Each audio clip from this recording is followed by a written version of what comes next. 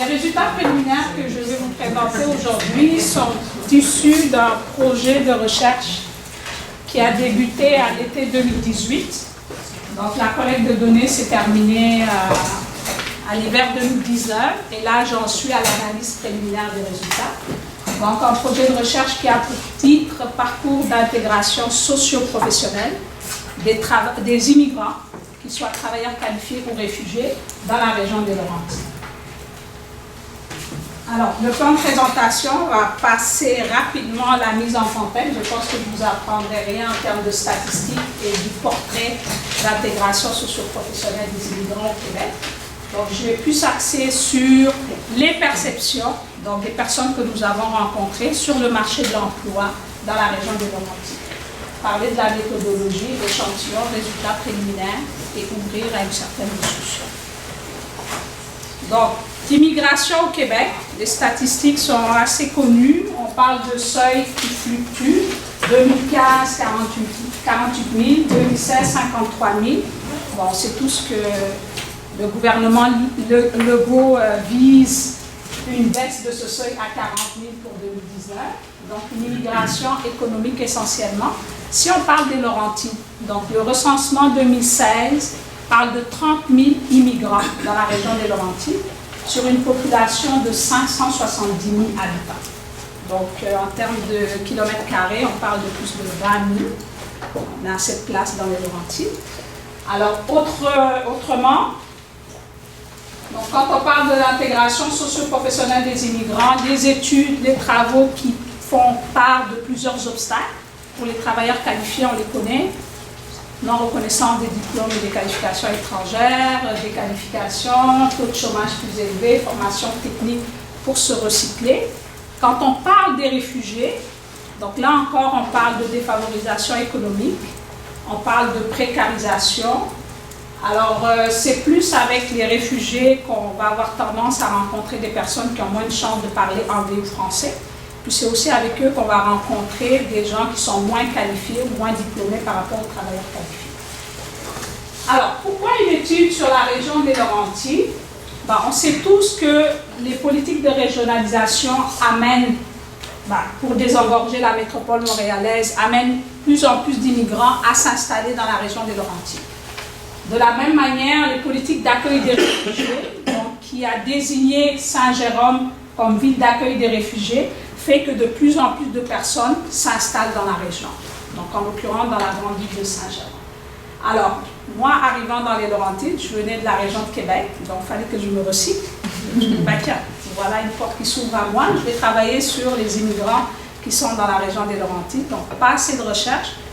À date, je connais la recherche de Blaine qu'elle avait faite en 2005, une nouvelle recherche qui s'est faite dans les Hautes-Laurentides, un mémoire avec Annie Nantel, mais vraiment très peu de recherches qui tentent de documenter cette population. Alors, quand on parle de la région des Laurentides, donc selon Emploi Québec, une région qui connaît une croissance régionale et un taux de chômage bas. Comme secteur d'emploi, on retrouve le commerce de détail, la construction, l'hébergement et la restauration. Alors, comme créneau d'excellence, le transport avancé, le tourisme et le bois. Beaucoup de petites entreprises dans les Laurentides. Un besoin de main-d'œuvre spécialisée et une population moins scolarisée que celle du Québec. On parle de 17% de la population qui est universitaire par rapport à une moyenne québécoise de 23%. Donc, nous avons rencontré à travers une méthodologie qualitative 25 personnes, immigrants, une surreprésentation des travailleurs qualifiés. Donc, 13 personnes qui sont arrivées sous le statut de travailleurs qualifiés. Nous avons rencontré 8 réfugiés et 4 personnes qui sont arrivées à travers le regroupement familial. Donc, originaires d'Afrique, on parle d'Afrique de l'Ouest, on parle d'Afrique centrale, du Maghreb. Amérique, on parle de l'Amérique du Sud, Colombie, Mexique. Et Europe, alors là aussi, on a une surreprésentation de la France, parce que le premier pays de destination dans les Laurentides, c'est la France, à 18%, suivi de Haïti, puis les États-Unis à 4%, la Roumanie aussi. Alors, une surreprésentation des Français dans notre échantillon. Et nous avons pu nous avons pu couvrir 9 villes dans les Laurentides. Alors 9 villes, puis peut-être dès maintenant vous parler du découpage administratif quand on parle de Basse-Laurentide, Cœur-Laurentide et Haute-Laurentide. Donc on a pu couvrir les Basses-Laurentides avec des villes comme Saint-Eustache, Mirabel, Sainte-Thérèse, Blainville. Dans le cœur des Laurentides, on a une surreprésentation de la ville de Saint-Gérard. Mais on retrouve aussi des villes comme Prévost, Morinac, Sainte-Anne-des-Lacs, quand on commence à monter dans le bois. Alors, j'ai rien pour les Hautes-Laurentides. Donc, on a une moyenne d'âge de notre échantillon qui serait de 34 ans.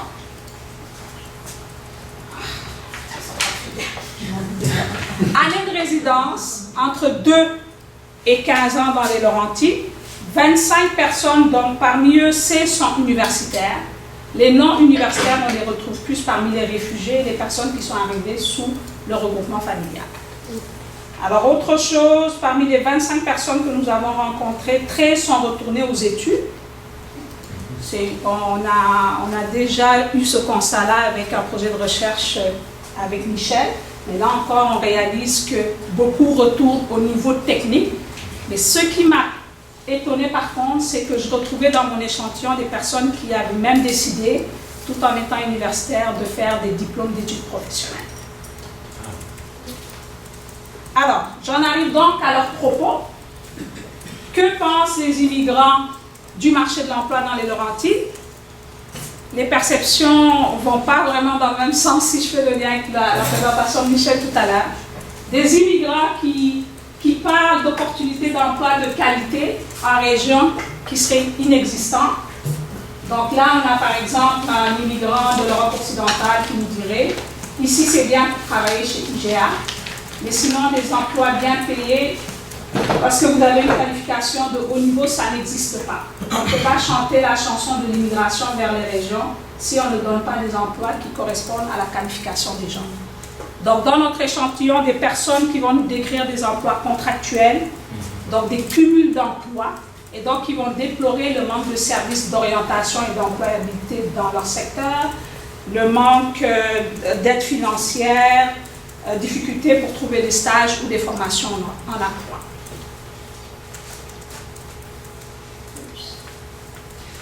Alors, quelques autres immigrants qui vont parler de manque d'ouverture de la part des employeurs.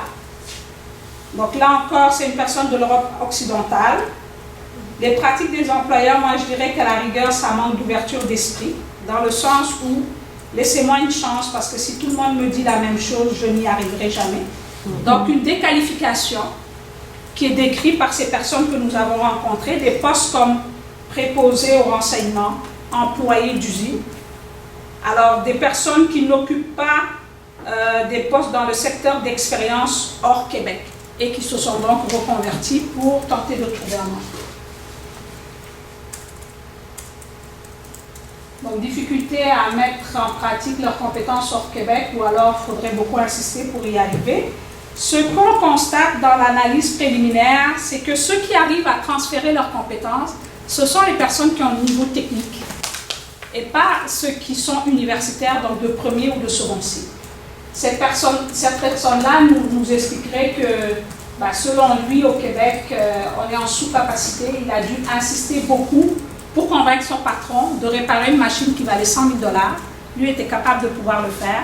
Et après forte insistance, son patron lui a laissé la chance et il a fini par le réussir. Alors, c'est là où je vais vous dire aussi que les premières perspectives de nos résultats, c'est que l'intégration semble différente, dépendamment qu'on est dans les Basses-Laurentides ou qu'on est dans le cœur des Laurentides. Ce que nous décrivent nos immigrants, quand ils sont à Saint-Eustache, quand ils sont à Blainville, donc couronne montréalaise proche de Montréal ou proche de Laval, ils vont nous parler des employeurs qui ont des pratiques d'intégration qui sont plus ouvertes. Mais quand on creuse, on constate que ce sont des entreprises qui sont à portée internationale, des entreprises qui ont vraiment de la difficulté pour recruter de la main-d'œuvre et qui ne sont pas des PME, donc des grandes entreprises. Peut-être l'analyse finale nous amènera à confirmer cela, mais c'est une des observations que l'on voit donc à travers l'analyse préliminaire, une différence dans les pratiques d'intégration des employeurs entre Basse-Laurentide et le cœur des Laurentides. Cœur des Laurentides étant beaucoup de PME. Alors, des immigrants qui ont consenti, après plusieurs difficultés, à intégrer le marché de l'emploi avec leur formation hors Québec, qui ont consenti à des études universitaires, à des études québécoises, et qui continuent à rencontrer des difficultés. Donc là, c'est une personne de l'Afrique du Nord qui va nous dire « J'ai eu mon diplôme québécois en 2016. Est-ce que ça a changé quelque chose dans ma situation professionnelle? Non. » Donc nous l'avons rencontrée en mai 2019, puis ça faisait 2 ans qu'elle était diplômée et elle ne trouvait toujours pas un emploi. Donc une réalité où on lui disait « Ok, vous avez un bac en administration de votre pays, vous en avez fait ici, vous ne connaissez pas les régions des Laurentides, on n'est pas convaincu, en tout cas, des difficultés qu'elle déplore. » Puis elle nous dit, à travers l'agent d'emploi qu'elle a rencontré dans un organisme d'aide à l'intégration, qui lui disait enlève ton bac du CV, puis informe que tu es en DEC.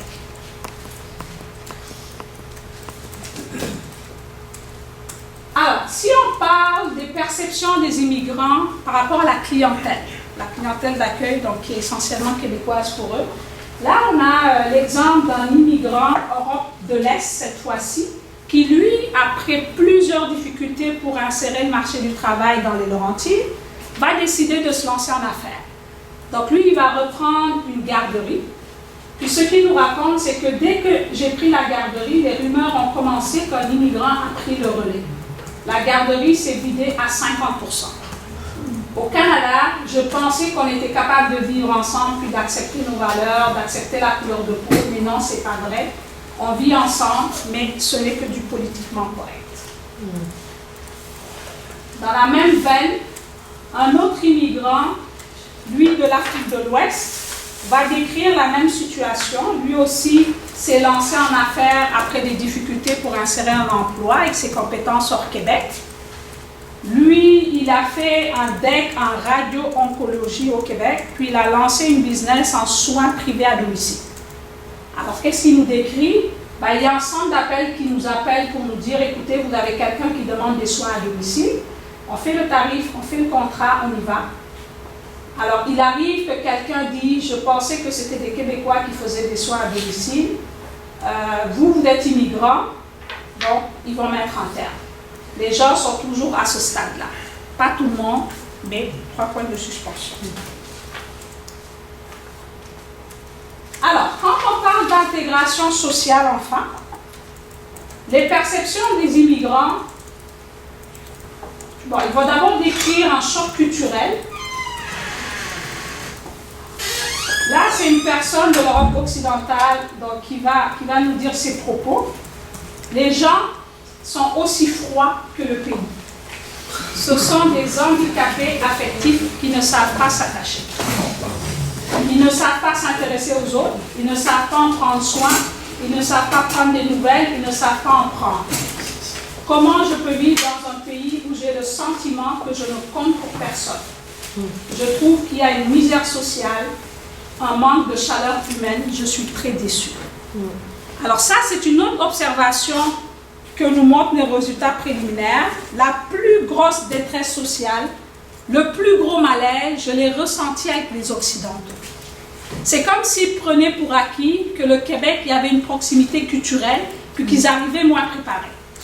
Alors, il y a un auteur qui disait, Papineau, qui s'appelle, lui, il dit, l'erreur que fait les Français, parce que dans ce cas-là, c'est les Français, je vous ai dit, ils sont surreprésentés dans mon échantillon. L'erreur que fait les Français, c'est qu'ils pensent que les Québécois sont des Français qui vivent en Amérique, alors que les Québécois sont des Américains qui parlent français. Donc, c'est vraiment avec cet échantillon, avec ces personnes, qu'on va entendre qui n'ont pas fait de démarche supplémentaire, qui ne se sont pas rajoutés des ressources finalement pour acquérir une compétence québécoise. C'est dans mon échantillon, c'est avec les Français qu'on n'entendra pas ça. L'option du retour n'est pas vécue comme un échec. Ils vont nous dire, écoutez, si ça ne marche pas, je m'en vais. C'est aussi avec eux qu'on a un faible recours au service d'aide à l'intégration. C'est comme s'ils prenaient pour acquis qu'ils étaient capables. Donc, ils ne vont pas chercher de l'aide. C'est aussi avec eux, dans mon échantillon, qu'on va entendre une plus grande disposition à s'acculturer. Beaucoup vont me dire, moi, j'ai choisi d'éviter de me mettre avec les Français, je veux vivre comme un Québécois. Alors que, par exemple, avec la communauté noire, c'est avec eux qu'on va avoir vraiment une envie de revendiquer leur culture, de garder leur appartenance, puis d'avoir des activités avec leurs compatriotes. Donc, une autre observation à confirmer, mais qui ressort de nos résultats.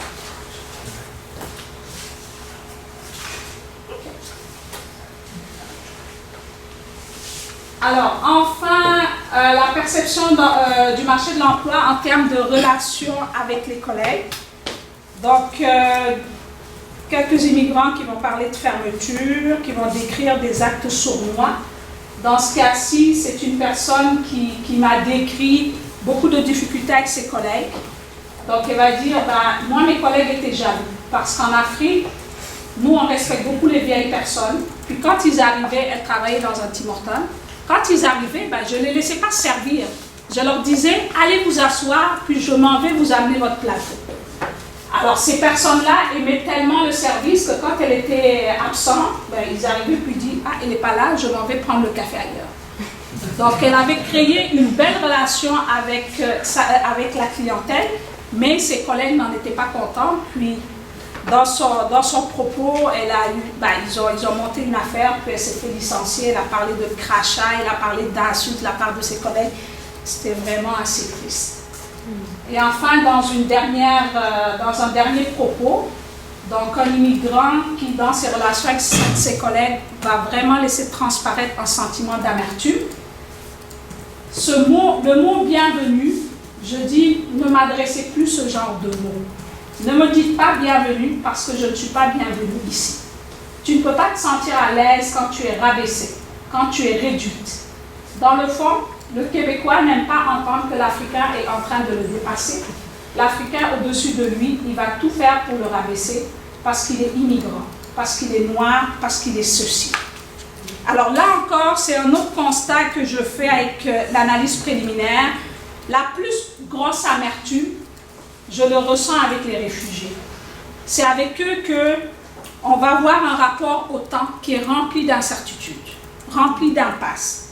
Donc c'est avec ces réfugiés qu'on va avoir une difficulté à investir le temps. On va ressentir un découragement, on va ressentir des difficultés à tisser des nouveaux liens et une perte de réseau social. Mais on pourrait se questionner aussi sur le fait que ce sont ces personnes dans mon échantillon qui vivent la plus grosse précarisation. Donc, précarité financière, barrière de langue, enlève leur appartenance religieuse, etc.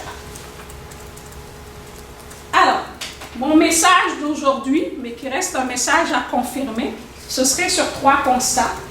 Donc, dans le marché des Laurentides, ce que nous montrent les résultats préliminaires, c'est qu'il y a une difficulté pour ces personnes-là à insérer de manière durable le marché de l'emploi, à trouver un emploi qui satisfait à leurs besoins, qui soit à hauteur de leurs compétences. Mais on va aussi constater des barrières supplémentaires. Donc un manque de transport dans les Laurentides, un manque de services d'enseignement, un manque de ce qu'ils ont décrit finalement, une population qui serait moins ouverte.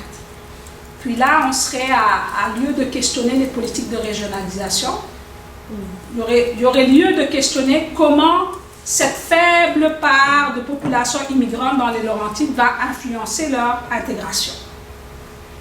Ceux qui réussissent le mieux, comme j'ai eu à le dire, ceux qui semblent réussir le mieux, sont souvent dans les grandes organisations qui sont à portée internationale et qui sont plus dans le sud du territoire, donc proche de la couronne lavalloise et de la couronne montréalaise. Alors, une situation particulièrement préoccupante pour les réfugiés dans notre échantillon, qui nous amène finalement à avoir une réflexion collective. Ce sont des personnes qui arrivent là, puis en termes d'hospitalité qui déplorent, difficultés d'accès au logement, d'emploi, de santé, les attitudes, pourraient finalement réactiver la souffrance qu'ils ont vécue à travers les persécutions dans leur pays d'origine. Donc une réflexion collective à avoir à ce niveau-là. Et enfin, une plus grande détresse sociale chez les immigrants occidentaux dans notre échantillon. Merci beaucoup.